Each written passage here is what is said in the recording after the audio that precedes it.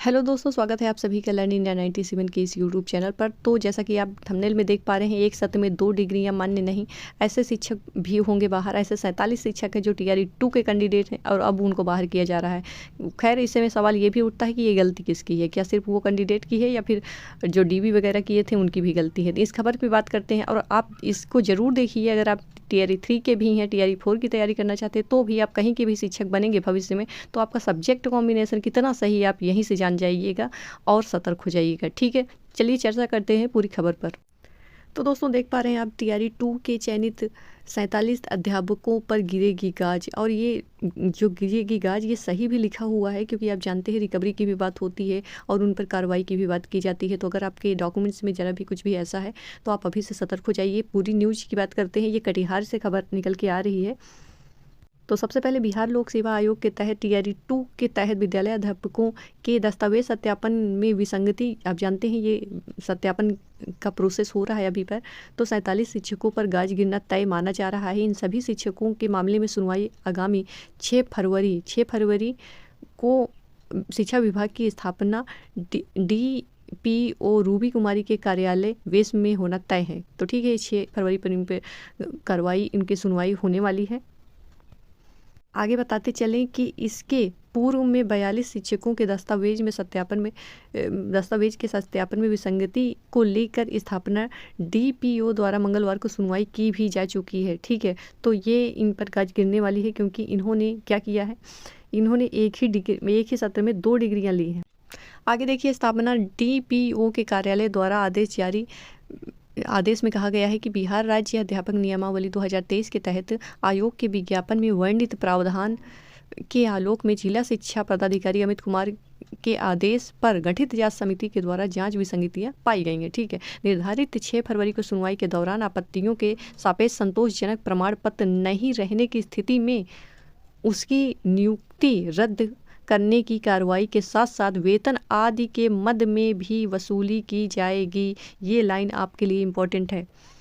तो अगर आपके जो प्रमाण है वो संतोषजनक नहीं मिलते हैं तो आप पे कार्रवाई भी की जाएगी, वेतन की वसूली भी कह रहे हैं की जाएगी। और सबसे अधिक कदवा एवं बराबरी में क्रमशः 8 और 7 अध्यापक हैं। स्थापना DPO द्वारा जारी आदेश में सबसे अधिक कदवा में 8 और बरारी प्रखंड है बिहार में, वहाँ 7 हैं। बाकी आप यहाँ पर नाम पढ़ सकते हैं। हर एक जगह से इतने अध्यापक निकले हुए हैं। बारसोई से 4 और एक अहमदाबाद में 5, कोढ़ा, प्राणपुर, मनसाही में 3, मनिहारी, बलरामपुर, हर जगह कटिहार, कुचेला, हर जगह आपको समेली और डंडखोरा में एक अध्यापकों के दस्तावेज में विसंगतियां हैं। ठीक है, तो इनके दस्तावेज में ये विसंगति पाई गई है और इनके पास कोई प्रमाण भी नहीं है, तो इनकी नौकरी तो जाएगी ही। जानकारी हो कि जिला शिक्षा पदाधिकारी के आदेश पर सारी प्रक्रिया चल रही है और अधिकारियों ने बताया है कि इस जांच के बाद से सभी पर आगे की प्रक्रिया अपनाई जाएगी। तो समस्या क्या है इनकी? ये समस्या थी कि एक ही सत्र में, यहाँ पर आप लिखा है, एक ही सत्र में इन्होंने MSc और BEd, कुछ लोगों का ये कमेंट रहता है ना कि MSc और मतलब कि जिन्होंने पोस्ट ग्रेजुएट और BEd की डिग्री एक ही सत्र में ली है, क्या वो मान्य होंगे कि नहीं? बहुत सारे लोगों का क्वेश्चन रहता है कि वो मान्य होंगे कि नहीं होंगे। तो ये मान्य नहीं होंगे, ये विसंगति है। ये बहुत बड़ी खबर निकल के आ रही है, आप लोगों के पास शेयर कर दीजिएगा।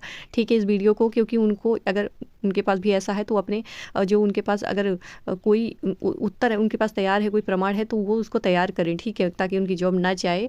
पर ऐसे तो समस्या बन गई है। ऐसे 42 शिक्षकों के दस्तावेज में कई तरह की विसंगतियां हैं। कईयों ने एक ही सत्र में MSc और BEd की डिग्री ली है। MA के BA में संयोजन बेमेल हो गया। स्नातक में विषय अस्पष्ट है और BA में हिंदी 200 अंक अस्पष्ट हैं और अभ्यर्थी की योग्यता BCA है, बने हुए हैं गणित के शिक्षक।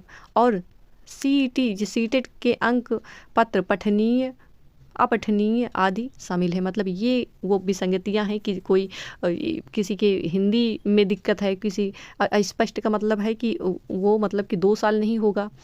और कोई BCA किए हैं और गणित के शिक्षक बन चुके हैं, किसी का सीटेट में दिक्कत है, मतलब कि अगर, तो ये कहाँ पर गलती है? आप मुझे जवाब दीजिए। क्या ये सिर्फ इन शिक्षकों की गलती है, या फिर उस समय जो DV कर रहा था उन लोगों की कोई जिम्मेदारी नहीं होती है? जो रिकवरी की बात की जा रही है, मैं यहाँ पर आप लोगों का ध्यान खींचना चाहती हूँ रिकवरी की तरफ। क्या ये रिकवरी पूरी तरह से लेना सही है? क्या उन्होंने मेहनत नहीं की? क्या उन्होंने पढ़ाया नहीं है? वहाँ पर पढ़ाया तो है ही ना, वो तो पैसा तो उनकी मेहनत का दे रही है ना सरकार। तो खैर, इस पर अब उनको सोचने की आवश्यकता है। यही थी अभी की अपडेट में। आप अपने डॉक्यूमेंट्स वगैरह देख लीजिएगा अगर आप तैयारी कर रहे हो तो। मिलती हूँ नई अपडेट में, तब तक के लिए जय हिंद, जय भारत, अपना ध्यान रखिएगा।